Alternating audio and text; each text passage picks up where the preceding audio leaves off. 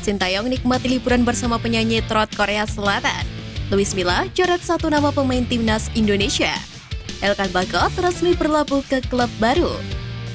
Simak video selengkapnya hanya di Garuda Space Update.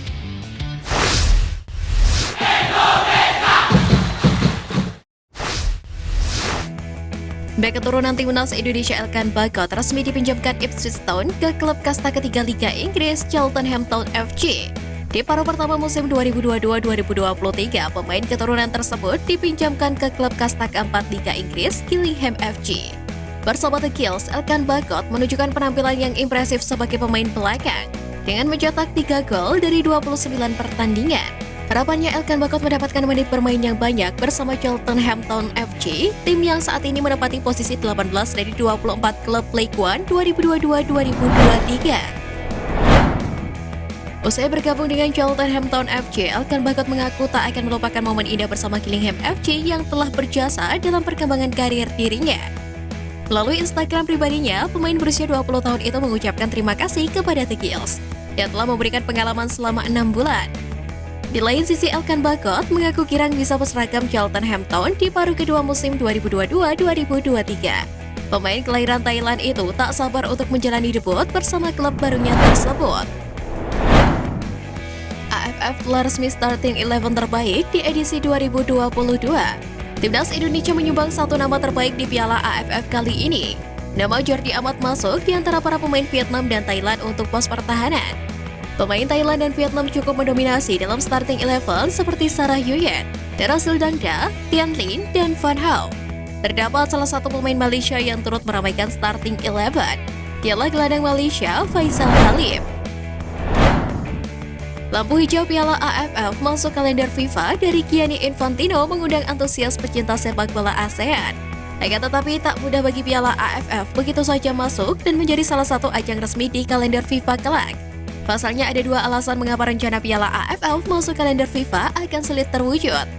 Alasannya ialah Asia telah memiliki banyak kompetisi seperti kualifikasi Piala Asia, kualifikasi Olimpiade, dan turnamen lainnya, sehingga sulit untuk menentukan waktu gelaran bagi Piala AFF.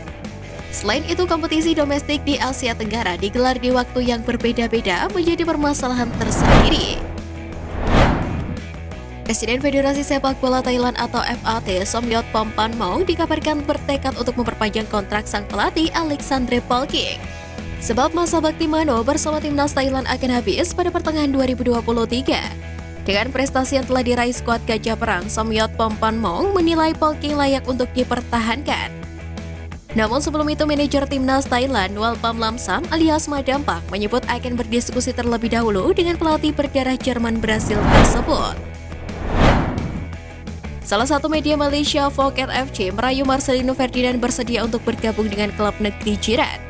Meski gagal di Piala AFF 2022, Phuket FC menilai Marcelino adalah punggawa timnas yang layak berkarir di Malaysia. Media tersebut memuji talenta Marcelino yang memiliki kecepatan dan kualitas passing sebagai gelandang serang. Tak bisa dipungkiri, Marcelino menjadi pemain muda yang konsisten dan cukup dewasa dalam permainannya. Pemain berusia 18 tahun itu menjadi aset terbesar timnas Indonesia. Performa impresif Marcelino di usianya yang sangat muda membuat pelatih Persebaya Aceh Santoso memberikan dukungan kepada wonderkid tersebut.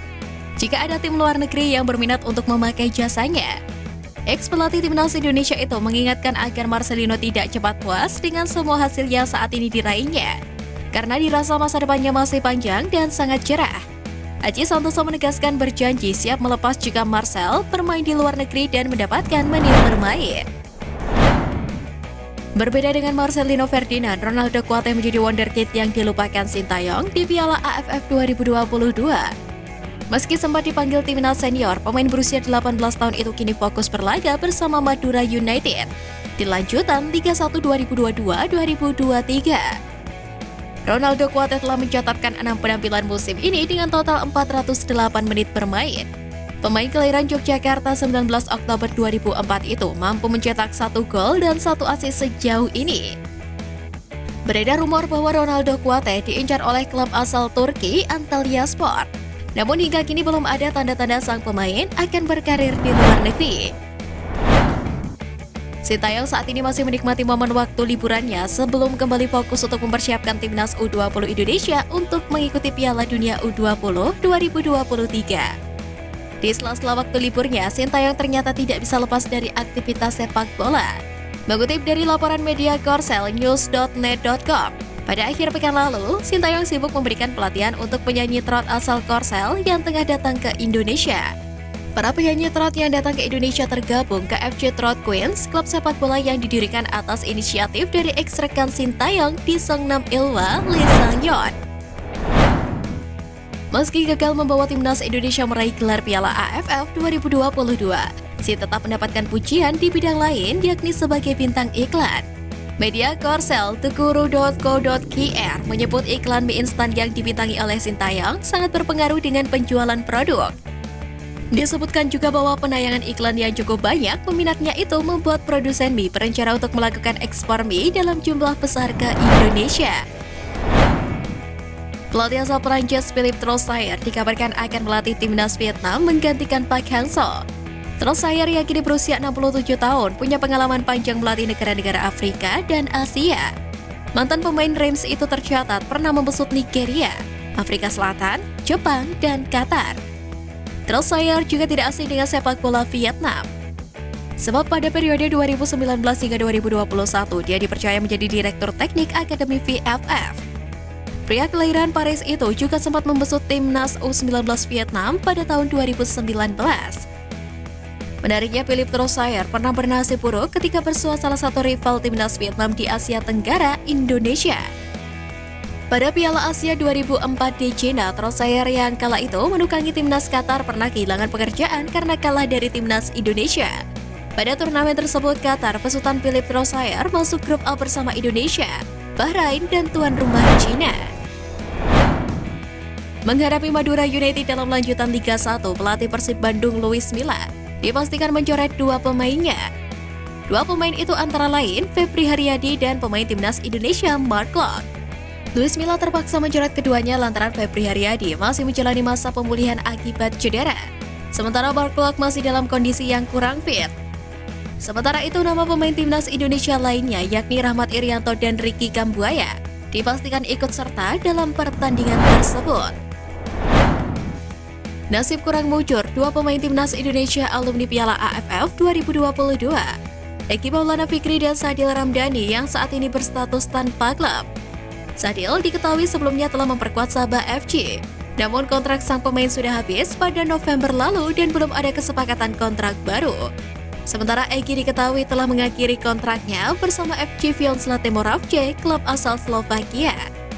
Berbekal nama besar keduanya, baik Eki maupun Sadil sepertinya akan mudah dalam mendapatkan klub baru jika tak terhalang nominal harga. Meski mendapatkan kontrak baru, nasib Pratama Arhan bersama Tokyo Verdy membuat ragu pecinta sepak bola tanah air. Hal itu tidak terlepas dari minimnya menit bermain di musim lalu.